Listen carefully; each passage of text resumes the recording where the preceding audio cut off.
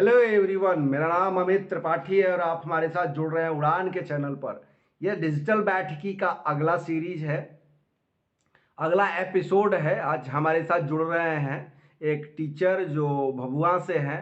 उनका थोड़ा सा ब्रीफली मैं आपको बता रहा हूँ कि वो बहुत सारे कोचिंग संस्थान में पढ़ाई पढ़ाते हैं और साथ में 2-3 बार मेंस लिखे हुए हैं, एक में बीपीएससी का इंटरव्यू भी दिए हुए हैं।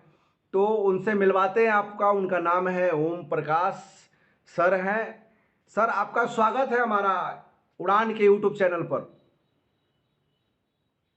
बहुत बहुत धन्यवाद अमित जी। और इस प्रयास के लिए मतलब जो आप कर रहे हैं बहुत सराहनीय काम कर रहे हैं, क्योंकि बड़े शहरों में तो ये प्लेटफॉर्म मिल जाता है शिक्षकों को वहाँ इंटरव्यू लेने के लिए, लेकिन छोटे शहरों में कोई नहीं आता है। जो हम लोग का मतलब हम लोग को भी एक प्लेटफॉर्म मुहैया कराने का एक बहुत सराहनीय प्रयास है। और इसी के माध्यम से कम जो ग्रामीण क्षेत्र की जो स्टूडेंट जिनके यहाँ जिनको गाइडेंस की बहुत कमी है, और उनके लिए जो आप प्रयास उड़ान सीरीज जो अपना चला रहे हैं बहुत अच्छा प्रयास है।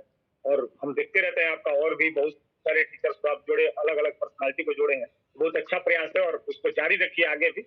और जो भी हो सकता है हम लोग हमेशा आपके लिए एकदम तैयार रहेंगे। सर, हमारे लिए तो सौभाग्य की बात है कि मैं कुछ बच्चों के लिए कर पा रहा हूँ।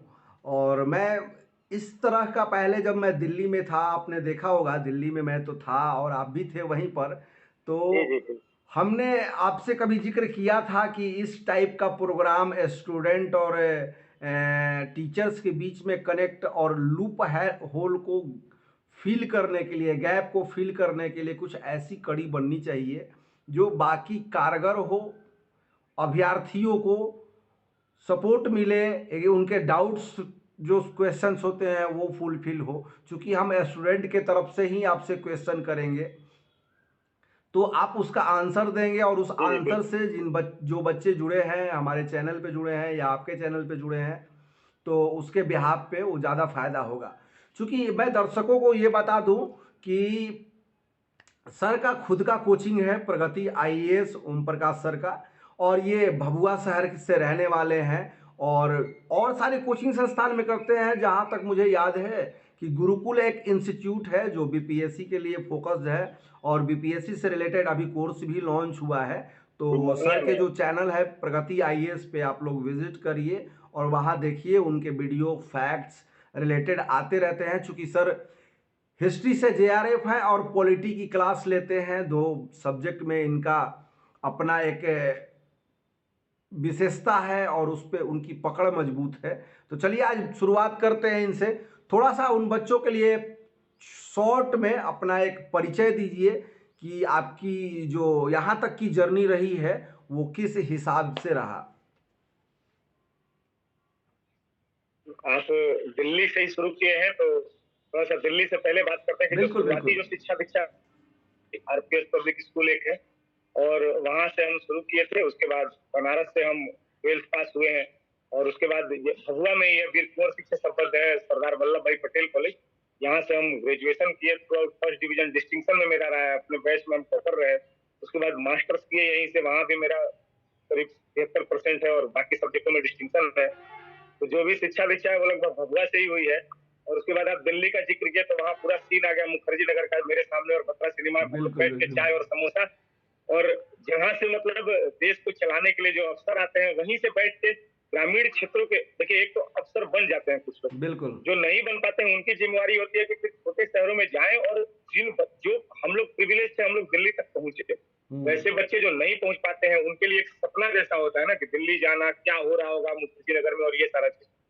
तो वहां बैठ के हम लोग ये चर्चा किया करते थे कि कैसे अगर नहीं कुछ हो पाया तो सोसाइटी को अपने तरीके, क्योंकि हर व्यक्ति सेवा कर रहा है सोसाइटी, एक आईएएस अधिकारी अपने तरीके से और एक शिक्षक है, हम लोग वहां से जो रिटर्न होता है वो अपने तरीके, जैसे आप एक सेवा कर रहे हैं, आप बीच में कड़ी बन रहे हैं, विद्यार्थियों और टीचर्स के बीच में आप एक कड़ी बने हुए हैं। तो वही ये चर्चा होती थी कि नहीं कुछ कर पाए, अगर प्लान बी यही था कि समाज के लिए कुछ करेंगे, और उसमें आप योगदान कर रहे हैं, हमारा भी थोड़ा बहुत जो छोटा मोटा योगदान है और ये कर रहे हैं। फिलहाल हम भी आए थे, अभी देखिए 66 में हम इंटरव्यू तक पहुंचे थे जो बीपीएससी का था। 67th और 68 का मेंस हो चुका है। 68 का मेंस तो अभी मई महीने में खत्म हुआ, और 67 का हम लोग दिसंबर के महीने में दे रखे थे, लेकिन अभी रिजल्ट उसका वेटिंग में। और फिलहाल मैं वीर कुंवर सिंह से ही संबंध है सरदार वल्लभ भाई पटेल कॉलेज, जहाँ से मेरी शिक्षा दीक्षा भी खुद हुई है और सौभाग्य है कि वही मैं पढ़ा भी रहा हूँ। बिल्कुल। तो उसमें एक बिहार सरकार का इनिशिएटिव है प्राक परीक्षा प्रशिक्षण केंद्र, उसमें मैं polity, international relation, current affair और एंशिएंट और मेडिवल हिस्ट्री वहाँ पढ़ाता हूँ। इतने 4-5 सब्जेक्ट में वहाँ पढ़ा रहा हूँ। उसके साथ-साथ मेरी खुद की भी कोचिंग है वीआईपी कॉलोनी में भभुआ में, अगर जो लोग अगर या भभुआ से होंगे उनको पता होगा ये मोहल्ले के बारे में। उसके साथ मैं मोहनिया में है जो जीटी रोड पे NH 2 पे है, वहाँ पे एक गुरुकुल कोचिंग है, उससे मैं जुड़ा हुआ हूँ अभी। वर्तमान में वहाँ मैं बीपीएससी की क्लासेस देता हूँ। तो यही एक छोटा-सा मेरा परिचय है और फिर आगे आगे फिर अभी देखते हैं अभी बच्चों के साथ और क्या इंटरेक्शन और बच्चों के जो सवाल हैं आपके माध्यम से उन सवालों को हम कोशिश करेंगे कि उनके सॉल्यूशन हम बता पाएँ कुछ भी। बिल्कुल, बिल्कुल सर। सर, सवाल से शुरू होने से पहले मैं ये जानना चाहता हूँ, एज़ ए टीचर आपका दिनचर्या कैसा रहता है? और उस दिनचर्या के ही बिहाफ़ पे आप किस तरह से सजेशन देना चाहेंगे उन बच्चों के लिए, उन अभ्यर्थियों के लिए कि आपसे रिलेट करें, अगर आप बेहतर कर रहे हैं या कोई और बेहतर तरीका है दिनचर्या को पॉजिटिव वे में ले जाने का? क्योंकि देखिए आस-पास का माहौल जो है वो बहुत सारा नेगेटिव भी है, घर परिवार का लोड है, बर्डन बहुत सारा बढ़ रहा है। क्योंकि डिजिटल युग है उसमें बहुत सारे, जैसे मोबाइल का एक डिस्ट्रैक्शंस होता है, आप जैसे इंटरनेट पे बहुत सारी ऐसे एड्स आते हैं जिससे लड़के भ्रमित हो जाते हैं। उस बचाव को देखते हुए हुँ। दिनचर्या क्या होना चाहिए परफेक्ट? देखिए, दिनचर्या बहुत अच्छा आप सवाल किए हैं क्योंकि सबसे बड़ा चीज़ है हमारा पूरा दिन जो डिसाइड होता है वो हम क्या कैसे कब उठ रहे हैं, कौन-कौन से कार्य कर रहे हैं, उसी पे पूरा दिनचर्या डिसाइड और आप भी छोटे रहोगे, हम भी छोटे और हमारे माता-पिता भी जब छोटे रहेंगे तो सबके पेरेंट्स यही कहते हैं कि अरे सुबह उठा करो, भोर में उठ के पढ़ा करो भोर में और उस समय तो हमें जी समझ में नहीं आता है। उस समय लगता है कि अरे प्रवचन दे रहे हैं और ये चीज़। लेकिन जब आप ग्रो कर रहे होते हैं और जब जब आप उस जर्नी को जीते हैं, अपनी लाइफ के लिए कुछ करना है, तब समझ में आता है कि समय का कितना महत्व है। आप सोचिए कि मतलब मेरी जो दिनचर्या है हम उससे कनेक्ट कर देंगे। एक सोचिए कि एक व्यक्ति जो सुबह में 10 बजे उठता है और वो रात के 10 बजे सो जाता होगा तो उसको केवल 12 घंटे मिलते हैं और एक व्यक्ति या एक स्टूडेंट जो सुबह 4 बजे उठ रहा है और वो भी रात में 10 बजे अगर सोता है तो उसको समझिए कि उसको 12 और 6 18 घंटे के आसपास उसको मिलते हैं। तो ये हमको समझना होगा कि ये 24 घंटे को हम किस तरीके से पूरी तरीके से इस 24 घंटे को यूटिलाइज करें। तो वही बात है कि पिताजी शुरू में बोला करते थे कि सुबह में उठो, सुबह में उठो। तो अब मैं उसी को फॉलो करता हूँ। अब जब से मैं दिल्ली में था और दिल्ली से यहाँ आने के बाद भी अभी मैं वर्तमान में जो शिक्षा दीक्षा का कार्य कर रहा हूँ, तो सुबह मैं मतलब अमूमन लगभग 4:30 बजे तक उठ जाता हूँ। आधे 1 घंटे में 45 मिनट में अपना फ्रेश वगैरह होके 15 मिनट का योगा। देखिए इतना जो ये डिजिटल लाइफ चल रहा है इसमें अपने लिए कभी सोचने के लिए समय ही नहीं कि आप खुद से बैठ के बात करें और इसका सबसे बड़ा माध्यम अगर अपने आप से बात कर रहे हैं तो आप 15 मिनट 20 मिनट एक्सरसाइज कीजिए, योगा कीजिए, जो भी कीजिए, वही मैं करता हूँ। उसके बाद फिर नहा धो के फिर नहाने के बाद मैं बैठ जाता हूँ और जहां-जहां मुझे जिस-जिस बैच में क्या-क्या पढ़ाना है वो मैं अगले 1 घंटे डेढ़ घंटे में पूरा देख लेता हूँ कि हाँ इस बैच में ये अपडेट करना है, इस बैच में ये देना है, ये बैच देना है। उसके बाद 6:30 बजे मैं अपनी क्लास जो अपने यहाँ कोचिंग चलती है उसको स्टार्ट करता हूँ। वहां से 7 बजे से क्लासेस स्टार्ट हो जाती है मेरी और शाम के 7:30 बजे तक मैं क्लासेस में ही रहता हूँ। मतलब बीच में केवल 45 मिनट के लिए घर आता हूँ खाना खाने और नाश्ता वगैरह। तो मतलब बगल में ही कोचिंग मेरी बगल में ही है लेकिन फिर भी मैं घर नहीं आता क्योंकि लाइफ में अगर कुछ करना है तो आपको वो सच त्याग बात है पहले त्याग जो करना होगा, बुजुर्ग लोग त्याग कहते थे कि करना घर होगा। त्यागना पड़ेगा। बिल्कुल, बिल्कुल। हाँ, वही त्याग है। अगर आपको कुछ करना है तो वो त्याग करना पड़ेगा और वही फिर सुबह में क्लासेज है तो पटेल कॉलेज जाना, फिर मोहनिया जाना, मोहनिया से आना क्योंकि भभुआ से मोहनिया 15 किलोमीटर की दूरी है। तो हुँ। आने जाने में भी करीब 45 मिनट से 1 घंटा समय लग जाता है। तो पूरा मैनेज करना पड़ता है और ये मतलब विद्यार्थियों को समझना होगा। देखिए डिजिटल युग है, यहाँ आपकी सोच ही खत्म हो रही है। आप यूट्यूब खोलिए, आप कुछ नहीं कर रहे हैं, आपके सामने रिकमेंडेशन आ रहे हैं, आप खुद देख रहे हैं। मनुष्य जो है पहले जब मोबाइल नहीं था उस समय हम नंबर पचासों सैकड़ों नंबर याद रहते थे, बिल्कुल, आज कुछ बिल्कुल। भी याद नहीं। अब याद नहीं है। मतलब एक इवेंट सोचिए ना कि आप अगर वेलकम अगर थैंक यू भी टाइप कर रहे हैं, अगर किसी को मैसेज में थैंक यू टाइप कर रहे हैं तो वो थैंक यू का पहले से रिकमेंडेशन आ रहा है, आप टाइप नहीं कर रहे बस हैं। केवल टी स्पेलिंग और भूल एच चुके हैं, डालने की बहुत ज़रूरत सारा है। चीज भूल रहे हैं।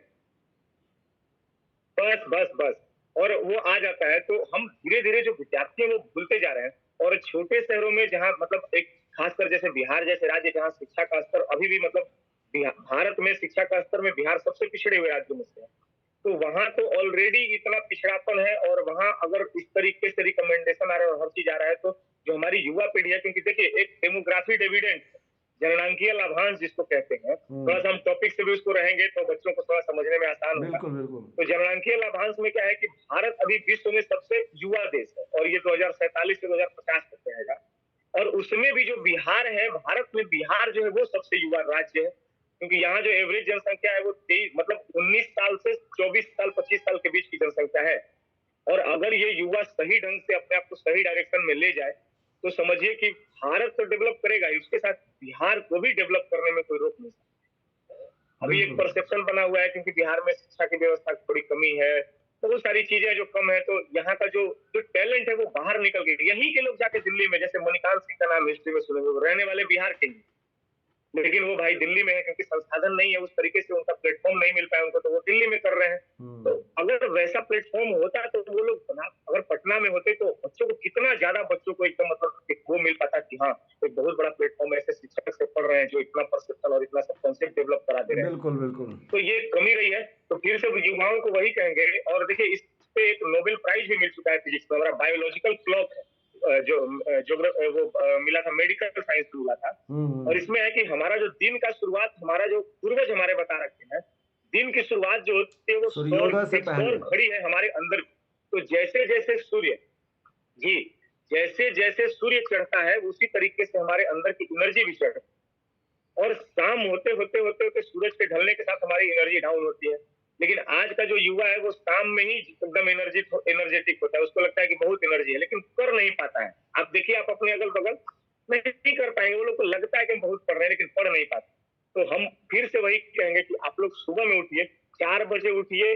आप मतलब कोई अगर आपका दोस्त 10 बजे उठ रहा है और अगर आप 4 बजे उठ रहे हैं, तो आप अपने दोस्त से 6 घंटा आगे चल रहे हैं, आप समझ लीजिए। बस इतना ही बात है। और अब इससे बड़ा मैसेज क्या देंगे हम विद्यार्थी कि आप अपने ही दोस्त से 6 घंटा आगे चल रहे हैं। चलिए, 10 बजे उठ रहे हैं, 4 बजे थोड़ा सा बच्चों के लिए बात किया जाए। ये तो दिनचर्या हो गया, ये बच्चों के जो दिनचर्या होते हैं उसके लिए हो गया।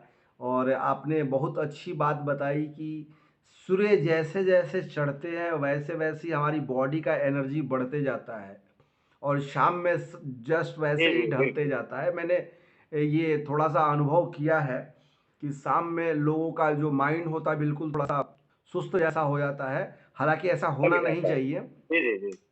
अच्छा, एक एक चीज़ है, पहला क्वेश्चन मेरा ये है कि जो मान लीजिए आप स्टूडेंट रहे हैं या मुखर्जी नगर में पढ़े हैं, जो लोग कैपेबल नहीं है मुखर्जी नगर जाने के लिए, तो उनके लिए कैसे प्रिपरेशन करें, वो रीडिंग किस बिहार पे करें, रीडिंग कैसे करें, राइटिंग कैसे करें, और वो प्रैक्टिस कैसे करें घर बैठे, वर्क फ्रॉम मतलब मान के चलिए वर्क फ्रॉम स्टडी कैसे किया जाए, ताकि उनको ये फील ना हो कि मैं देश के सबसे कैपिटल दिल्ली के मुखर्जी नगर में नहीं हूँ। उनको लगे कि हम वहाँ पे हैं और अपनी प्रिपरेशन उनसे कहीं बेहतर कर रहे हैं। इस टॉपिक को आप कैसे समझाएंगे बच्चों के लिए? जी, बहुत अच्छा सवाल है। और मैं मतलब मेरे पास कोई भी आ रहा है तो मैं सबसे पहले उसे यही बताता हूँ कि देखो, ये कभी भी गम मत करो कि दिल्ली में, क्योंकि आज से 10 साल पहले हो सकता है कि दिल्ली का बहुत इंपॉर्टेंस, जैसे इसी वर्ष देखिए जो अभी यूपीएससी का रिजल्ट आया है, और जो लोहिया जो बक्सर की जो हमारी जो बहन है, मतलब बक्सर की रहने वाली जो सेकेंड टॉपर है, उन्होंने ये बात बोला है कि दिल्ली जाने, वो सेल्फ स्टडी करके वो यूपीएससी में रैंक 2 लेके आ सकती हैं, तो फिर और बिहार के बच्चे मतलब भाई और बहन क्यों नहीं ला सकते? सबसे बड़ी बात यही समझना होगा हमको कि हमारे ही बीच से एक एग्जाम्पल निकल के आया।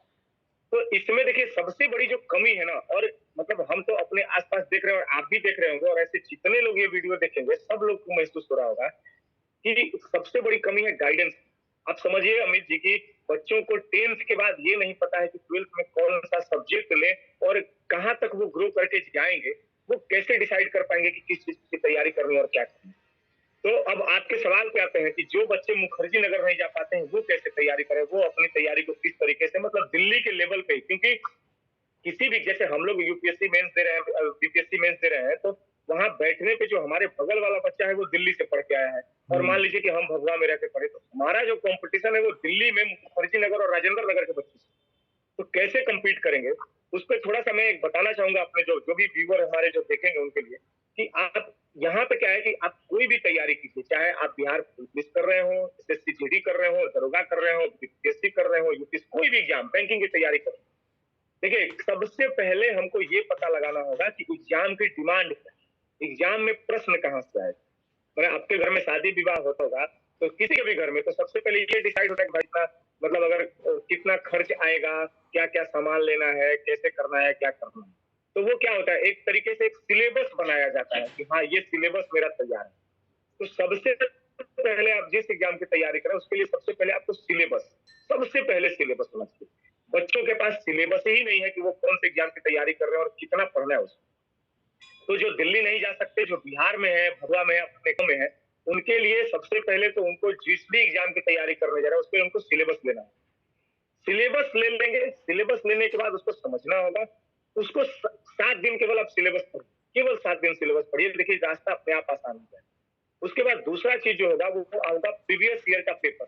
देखिए, सिलेबस हमको बताएगा कि क्या चीज, कितना बड़ा चीज है, कैसे करना है। और प्रीवियस ईयर का पेपर बताएगा कि जैसे आपको अगर पटना तक जाना है, मान लीजिए अगर सासाराम से भभुआ से पटना जाना है, तो मेरे पास 4-5 रास्ते होंगे। लेकिन अब जो प्रीवियस ईयर का पेपर होगा वो बताएगा कि हमारा सबसे छोटा रास्ता कौन सा, क्योंकि गांधी से प्रश्न, देखिए प्रश्न गांधी से ही पूछे जा रहे हैं, प्रश्न जीडीपी से ही पूछे जा रहे हैं, प्रश्न राज्यपाल से ही पूछे जा रहे हैं, चाहे यूपीएससी हो, बीपीएससी हो, कोई भी एग्जाम। लेकिन वो प्रीवियस ईयर का पेपर बताता है कि यूपीएससी में राज्यपाल से कैसे प्रश्न पूछे जाएंगे, यूपीएससी में गांधी जी से कैसे प्रश्न, और एसएससी जीडी में गांधी जी से कैसे प्रश्न पूछे जाएंगे। तो ये सबसे बड़ी चीज है जो 2 काम विद्यार्थियों को करना होगा, एक तो उस एग्जाम का सिलेबस और उस एग्जाम से रिलेटेड प्रीवियस ईयर का पेपर। जब ये 2 चीज हो जाएगा, उसके बाद देखिए, उसके बाद अब होगा कि अब कंटेंट, क्योंकि तैयारी 2 तरीके से होती है, एक होती है कोचिंग के माध्यम से, एक होती है सेल्फ, अपने आप से। तो कोचिंग में अगर जो बच्चा जाके तैयारी कर रहा है, उसके साथ दिक्कत ये नहीं, उसके साथ देखिए, उसके साथ सिलेबस और मटेरियल्स वगैरह का कमी नहीं होगा, क्योंकि वहां कोचिंग वाले नोट्स प्रोवाइड करा देंगे, कोचिंग वाले अलग तरीके से, मतलब एक सेल्फ स्टडी करने वाला अकेले सब्जेक्ट की तैयारी करेगा, और कोचिंग में अगर जाएगा तो उसके साथ एक टीम होगी, पूरी टीचर होगा, उसके पीछे टेक्निकल टीम होगी, उसके पीछे काउंसलर होंगे। तो ये सारे लोग, जो मुखर्जी नगर में जैसा माहौल है जैसे, तो वहां पे उसको थोड़ा सा मेहनत कम हो जाता है, सेल्फ वाले में मेहनत ज्यादा है। तो पहले 2 चीज खुद से ले आएंगे, सिलेबस, प्रीवियस ईयर का पेपर, और उसके बाद तीसरा जो काम करेंगे वो आजकल यूट्यूब है, एकदम यूट्यूब पे सब चीज अवेलेबल है कि कौन सी किताब कितना पढ़ना है, कौन सा किताब कहाँ से पढ़े, कहाँ से खरीदे, ये सारा चीज। तो उसके बाद आप अपने मटेरियल्स जुगाड़ कीजिए, कौन कौन सी किताब आपको चाहिए। हमारा चैनल है, आप हमारे चैनल से भी जुड़ के हमेशा अवेलेबल है, हम आप कमेंट कर दीजिए चैनल पे, हम आपको बता देंगे, जितने भी व्यूअर हैं उनको हम बताएंगे, आप खुद गाइड कर रहे हैं, आप खुद वहां रहे हैं, आपको भी पता है। तो जो भी बच्चे अगर चाहते हैं कि किसी एग्जाम के लिए गाइडेंस, हम लोग से संपर्क करें, हम लोग उनको बताएंगे, और इसके लिए एकदम निश्चिंत रहे, एकदम अच्छे से गाइड करेंगे। नहीं तो यूट्यूब पे आप खुद से बुक्स ढूंढिए, कौन कौन सी किताबें किस किस एग्जाम के लिए आवश्यक है, और किताबों से अध्ययन कीजिए। आपको अमित जी बता रहे हैं, एक बहुत बड़ा जो मिसिंग है, मतलब हमारे सोसाइटी में, हम यहाँ आने के बाद हमको पता चला कि, मतलब देखे हम कि जैसे हम लोग भी दिल्ली में रहे, वहां भी हरियाणा के बच्चे आके तैयारी करते हैं, हरियाणा के, यूपी से, जो पश्चिमी यूपी जो लग रहा है वहां से बच्चे आ रहे हैं। उनमें और हम लोग के यहाँ के बच्चों में फर्क ये है कि जैसे आप सुनेंगे, सासाराम से बहुत सारे बच्चे सेट मारते हैं, बहुत अच्छी बात है, कोई दिक्कत नहीं है। पटना गांधी मैदान में लोग सेट मारने जाते हैं, और हरियाणा का भी बच्चा सेट मारता है, आप देखे भी होंगे दिल्ली में वो लोग। लेकिन वो लोग, एक बार अमित जी आता था दिल्ली में, 1 साल तक पूरा तैयारी करता था, कॉन्सेप्ट, जो कोर कॉन्सेप्ट है उसको क्लियर करता, और उसके बाद वो सेट मारने की तैयारी करते थे। यहाँ पे समस्या क्या है कि यहाँ बच्चा अभी नहीं है कि अभी अंडा में से निकला और शुरू हो गया, मतलब जिस बच्चे को इंटर में कौन सा सब्जेक्ट ले वो नहीं पता है, और वो आया और सेट शुरू कर दिया, कोई कॉन्सेप्ट क्लियरेंस है नहीं, और जिस वजह से वो बार बार फेल हो रहा है, और फेल हो रहा है, उसको समझ में भी नहीं आ रहा है कि कैसे इस पे हम कार्य करें, किस तरीके से इस पे काम करें, अपनी कमियों को कैसे पहचानें। और ये बहुत बड़ा दिक्कत है, जिसकी वजह से जो कटअप है वो ऊपर चले जा रहा है, और बच्चे जो है वो बहुत, मतलब एक बेरोजगार जो है, बेरोजगारी इसी वजह से भी बढ़ रही है, क्योंकि पता ही नहीं है कि कैसे करना है ये पता है, लेकिन कैसे करना है ये नहीं पता है। बिल्कुल बिल्कुल। हम बता रहे हैं, हम जब हम यहाँ पे भी कुछ लोगों से मिले जो सेट अरेंज करते हैं, और वो समझिए कि 2006 से वो सेट चला रहे हैं मुझे, और अभी 2023 चल रहा है, लगभग मतलब आप मान के चलिए कि कितना हो गया, 16 साल के करीब वो हो गया। हम उनसे पूछे कि सर आप कितना एग्जाम क्लियर किए हैं जो आप सेट अरेंज कर रहे हैं, तो बोले कि 2007 में ही हम एक बार केवल ग्रुप बी निकाले थे रेलवे का, उसके बाद कोई एग्जाम नहीं निकाले हैं। तो हम बोले कि आप बच्चों को कैसे गाइड करते हैं? तो बोले गाइड क्या करना है, आता है 5 रुपए ले लेते हैं एक सेट का और चल रहा है। हम पता है हम ये सोचे कि ये तो अब घर जाएंगे नहीं, ये यही है, बाल झड़ गया है। ये लोग 5-5 रुपए 50 बच्चा भी अमित जी अगर अरेंज है तो 250 रुपए हो जाता है, 100 रुपए वो जीरोक्स कराने में और 150 रुपए प्रतिदिन का ये अपना खर्चा नहीं। एक एक देखिए एक फीलिंग आएगा कि मुखर्जी कैसे गया। मुखर्जी नगर जो है वो आईएएस पीसीएस और इन सब जो सर्विसेज हैं उनके लिए एक तरीके से एक मंदिर का कार्यक्रम, वही वहां जाएंगे और वहीं से जीती नहीं आएगा, दूसरा बंदा जो है वो आईएएस करने के लिए तैयार। तो पॉजिटिव एनर्जी, अब जो घर पे उसको तो वो पॉजिटिव एनर्जी मिल नहीं पाएगी, भाई वो मंदिर में कैसे जा पाएगा, मंदिर तो नहीं जा पाएगा, लेकिन पूजा तो घर में भी हो सकती है। तो अब करना क्या होगा कि उसको अपने घर को ही वो मुखर्जी नगर वाला फील देना होगा और अपने घर को ही वो आईएएस जैसा मंदिर का एक तरीके से एक मतलब दृष्टि जैसे दृष्टि उसके सपने में है, उस दृष्टि को अपने घर स्थापित कर दे ताकि उस मंदिर में हो रहे के निरंतर वो आई जो पूजा है वो सरस्वती की पूजा करते रहे और आईएएस और पीसीएस की परीक्षा में वो सफल हो जाए, जो भी वो चाहता है बनना वो बन जाए। चलिए एक चीज़ और हमें बताइए, हम बच्चों की तरफ से ही क्वेश्चन कुछ दिन पहले मैं एनालिसिस कर रहा था, बहुत सारे पोर्टल हैं यूट्यूब पर और यूट्यूब हमारे साल की फ्री का कंटेंट प्रोवाइड करने वाला वर्ल्ड का सबसे बेस्ट पोर्टल है। आपको कुछ एमबी खर्च करने हैं, आपको मटेरियल मिल जाएगा अगर आप पढ़ने वाले हैं, आप तैयारी करने वाले हैं तो। अच्छा ये बताइए कि बिहार में जैसा मेरा रिसर्च है, जैसा मैं जानता हूँ कि बिहार के जो बच्चे होते हैं उनके मैथ और साइंस तो मजबूत होते हैं, इंग्लिश की कमी होती है। तो इसका कितना इम्पोर्टेंस है उन बच्चों को प्रिपरेशन में, क्योंकि देखिए सीबीएसई वाले तो इंग्लिश में ही रहते हैं और जो बिहार बोर्ड है या और किसी अदर स्टेट के बोर्ड से एग्जाम देकर वो दिल्ली जा रहे हैं, तो उनका कितना कंपटीशन है इंग्लिश और हिंदी मीडियम में लेकर अपने आप से या उस बोर्ड से या उस सीबीएसई के बच्चों से। जी नहीं, बिल्कुल बहुत सही बात आप कहे कि क्योंकि बिहार का बच्चा देखिए, बिहार का बच्चा इंग्लिश में बिल्कुल पीछे आ रहा है। इसके पीछे एक तो देखिए जो रीजन है वो है कि थोड़ी सी हमारी जो शिक्षा व्यवस्था रही वो थोड़ी सी ऐसी रही कि पिछले कई वर्षों से इंग्लिश को मैंडेटरी न बना के केवल एक तरीके से केवल क्वालिफाइंग पेपर रखा, जिसकी वजह से इंग्लिश की तरफ थोड़ा सा फोकस गिर गया और बच्चे इंग्लिश पे ध्यान नहीं दे पाए। तो इसके वजह से हमारी इंग्लिश कमजोर रही। पहले भी जब से इंग्लिश का थोड़ा सा जब से वेटेज बढ़ा है तब से तो कह सकते हैं, लेकिन उससे पहले आप देखिए लगातार 1997, 98, 99 में आईआईटी के टॉपर बिहार से, एम्स के टॉपर बिहार से, एमबीए में कैट वगैरह में टॉपर भी, हर जगह टॉपर बिहार से हुआ था। थोड़ा सा जब से इंग्लिश का थोड़ा सा वेटेज बढ़ना शुरू हुआ तो पीछे और मैथ में और साइंस में कोई सानी नहीं है एकदम बिल्कुल, यहाँ मैथ होता है वो बहुत जबरदस्त रहा है। अब रह गई कि इंग्लिश की वजह से कंपटीशन कितना कमजोर है या इंग्लिश से क्या कितना कंपटीशन है इनका। तो देखिए अमित जी एक सबसे बड़ा चीज है कि आज के डेट में जो हम जिस मॉडर्न एरा में जो चल रहे हैं, इस मॉडर्न एरा में जो किताबें हैं या जो बेस्ट, जैसे आप भी रहे मुखर्जी नगर में, जैसे विजन आईएएस है, तो विजन आईएएस का जो मैगजीन है वो इंग्लिश में एक अलग ही लैंग्वेज में है, लेकिन हिंदी में होता क्या है कि कहीं ना कहीं गूगल ट्रांसलेट और इनका सहयोग लेते हैं और उसकी वजह से थोड़ा सा जो कंटेंट है वो थोड़ा सा कमजोर हो जाता है। ये मतलब एकदम यूनिवर्सल ट्रूथ है इसके पीछे। तो जो कंटेंट की कमी है ना, देखिए वो इंग्लिश में और हिंदी मीडियम में कंटेंट का एक बहुत बड़ा अंतर हो जाता है कि अच्छी अच्छी जो किताबें हैं वो किताबें जैसे एक रमेश सिंह की किताब है इकोनॉमिक्स में, अगर अब वो किताब समझिए इंग्लिश में इतनी जबरदस्त है और हिंदी वर्जन में मतलब लगता है कि क्या ही पढ़ रहे हैं हिंदी वर्जन में। उसी तरीके से जितनी भी किताबें बढ़िया बढ़िया राइटर की जो किताबें हैं टीएमएच पब्लिकेशन, ये सारी इंग्लिश में है। अब इसकी वजह से हिंदी माध्यम का बच्चा करता क्या है बेचारा, अब करे क्या, अब जो कंटेंट अवेलेबल है उसी पे मेहनत कर रहा है और इसके से मेंस जैसे या यूपीएससी गया वहां पे मेंस के एग्जाम में, लेकिन हम है हिंदी भाषी, थॉट हमारे हम जैसे अगर हम सेव बोलेंगे ना तो आपके दिमाग में हिंदी वाला सेव आएगा, इंग्लिश वाला सेव नहीं आएगा। बिल्कुल बिल्कुल बिल्कुल। लेकिन हम लोग फिर भी अपने थॉट को बना के और उसको हम इंग्लिश में ट्रांसलेट करते हैं। अगर वो कंटेंट अगर हिंदी मीडियम में अवेलेबल हो जाए तो फिर कोई रोक नहीं सकता हिंदी माध्यम के बच्चे, लेकिन कंटेंट की कमी की वजह से 20 से 30 नंबर का फासला रह जाता है, जहां वो टॉपर और सेकंड टॉपर और टॉप 10 में वाली बात रह जाती है बस। बाकी बिहार के बच्चे अच्छा तो कर ही रहे हैं।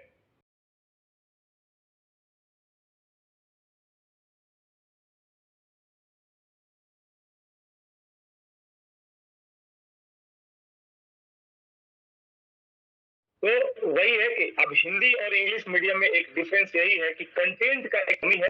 कंटेंट के साथ साथ जैसे अब जैसे दिल्ली में आप जाएंगे, देखिए इंग्लिश की वजह से क्या होता है कि थोड़ा सा कॉन्फिडेंस, एक आज जो इंग्लिश है एक ग्लोबल लैंग्वेज हो चुकी है, तो थोड़ा सा एक कॉन्फिडेंस भी कम रहता है हिंदी माध्यम के बच्चों को थोड़ा सा, लेकिन खैर उससे घबराना नहीं चाहिए। घबराना इसलिए नहीं चाहिए कि अगर बुद्धि में अगर दिमाग में अगर सारा चीज है और अगर आप उसको एक्सप्रेस कर पा रहे हैं तो माध्यम कोई मायने नहीं रखता है। 10-20 नंबर का फासला जरूर रह जाता है तो ठीक है, रैंक 1 तो नहीं आएगा लेकिन सफलता जरूर मिल जाएगी, उससे घबराने वाली कोई बात नहीं है। अब मैंने सुना हुआ है कि मैंने देखा हुआ है ये चीजें कि एज कंपेयर टू इंग्लिश और हिंदी में जो आप एक्यूरेसी नहीं दे पाते हैं, इंग्लिश में क्या होता है कि थोड़ा बहुत एक मीनिंग के दो दो चार चार, एक लाइन के दो दो चार चार मीनिंग हो जाते हैं, तो उसकी एक्यूरेसी और हिंदी की एक्यूरेसी में बहुत डिफरेंस मैंने देखा है। बहुत सारे टीचर से मैंने बात किया है, बहुत सारे जो पेपर चेक करते हैं उन टीचरों से भी बात किया मैंने, तो ये बताते इस पे आपका क्या कहना है? नहीं, इसमें एक और चीज मैं ऐड करता हूँ। एक्यूरेसी की तो बात बिल्कुल है, क्योंकि देखिए इंग्लिश में 26 लेटर हैं और हिंदी में 52 लेटर हैं, तो लेटर्स तो पहले तो ढूंढना लेटर्स हो गया, उसके बाद इतनी मात्राएं हैं, इन मात्राओं में छोटी ई बड़ी ई की मात्रा में सब हमको भी रहा है कंफ्यूजन, आपको भी रहा होगा बचपन में, अभी भी लिखने में हो जाता होगा कभी कभी। तो एक तो मात्रा है, दूसरा एक और मैं बहुत अच्छा पॉइंट उठाया है, दूसरा मैं इसमें बता दूं, मैं अपने मेंस के एक्सपीरियंस आपको बता देता हूँ कि जैसे इंग्लिश माध्यम का बच्चा जब लिखना शुरू करता है तो वो कर्सिव लिखता है, और कर्सिव में जब वो हाथ रखता है कॉपी पे तो उसका कॉपी कलम हाथ उठता नहीं है। लेकिन हिंदी माध्यम में क्या है कि आपको लिखने के बाद हर दूसरा लेकर हाथ उठा के लिखना है, फिर लाइन खींचनी है, मात्रा देना है हमें जी। इसकी वजह से 15 से 20 मेंस में 15 मिनट का फासला पड़ जाता है उत्तरों को लिखने में। इसके वजह से भी एक रिजल्ट में जो 10-20 नंबर का जो फासला है, जो हम अभी बोले कि मेंस में 10-20 नंबर का अंतर रह जाता है, ये वही 10 से 15 मिनट का फासला जो है, इसके वजह से ये दिक्कत आ जाती है।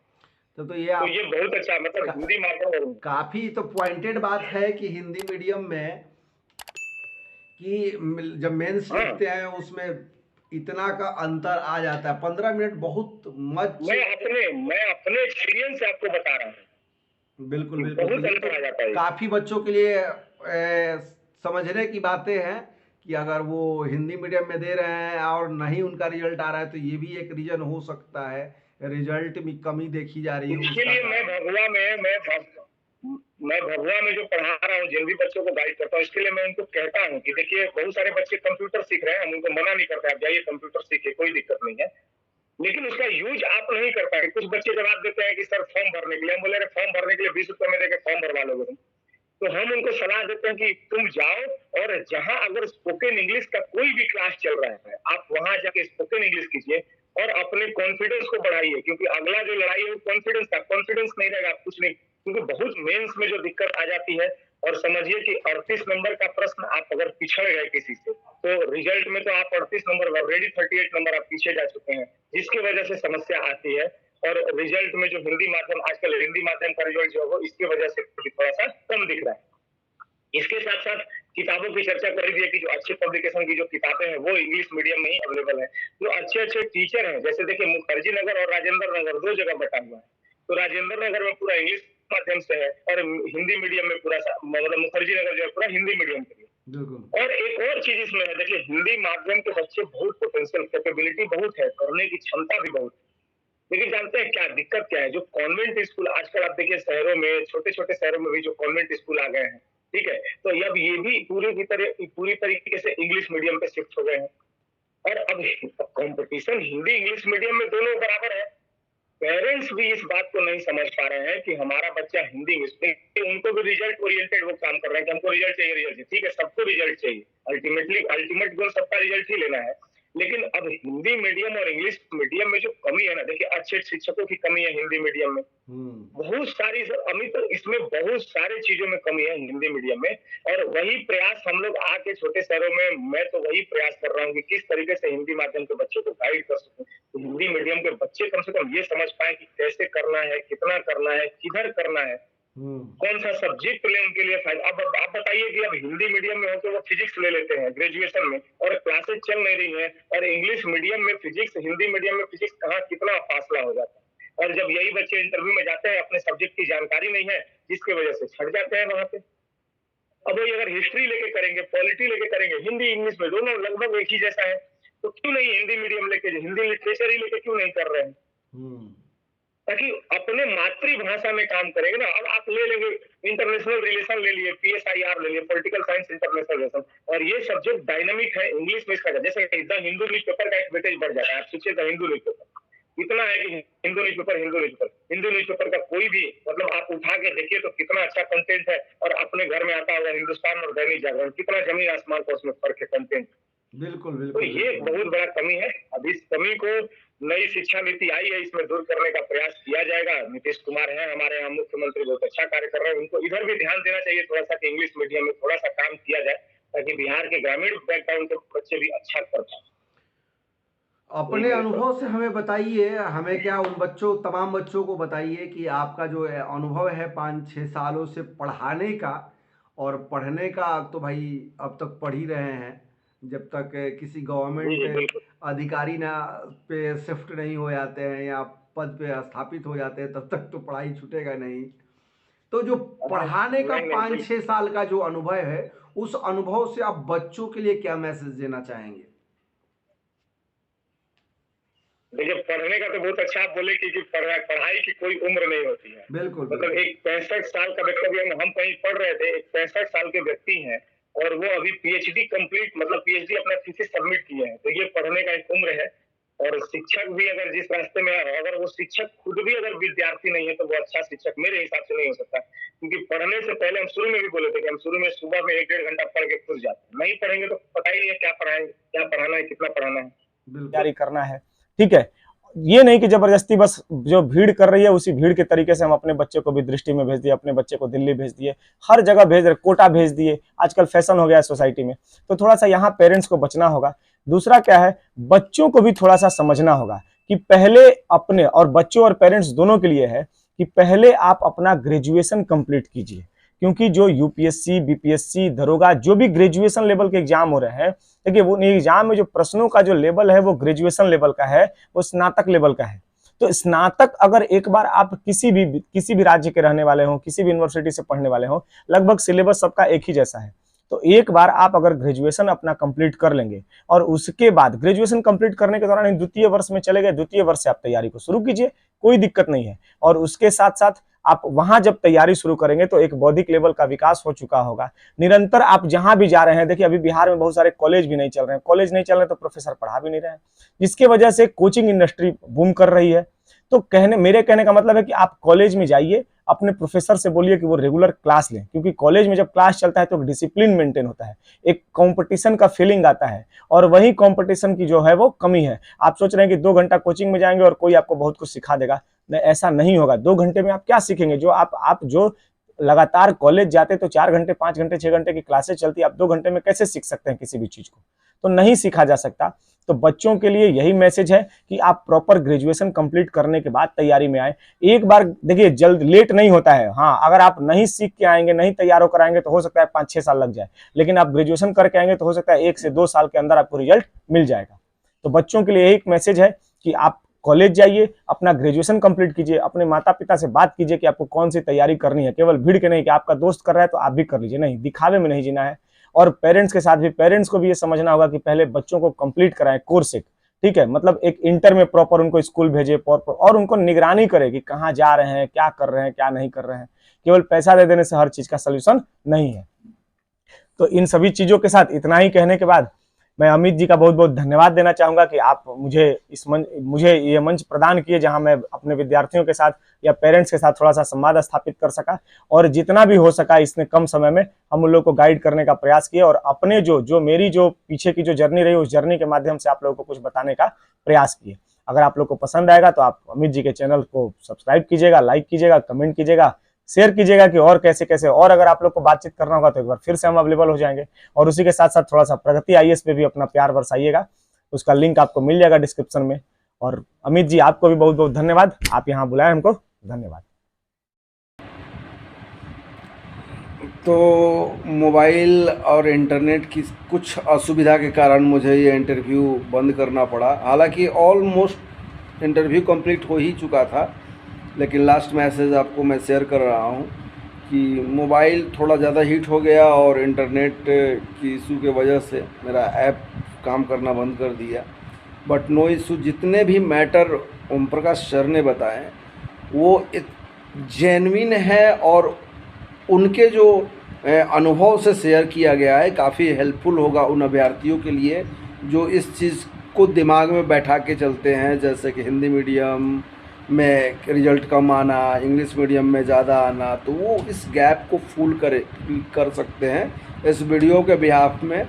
और सेल्फ स्टडी करने वाले ये नहीं कभी सोचते हैं कि हम मुखर्जी नगर रह के ही IAS निकालेंगे और घर पे नहीं है, क्योंकि अभी रिसेंट का जो रिजल्ट है गरिमा लोहिया जी का, जो टॉपर रही हैं बिहार से और बक्सर ज़िले की हैं और दूसरा रैंक हासिल किया ऑल ओवर इंडिया उनको, तो उससे भी आप सीख सकते हैं।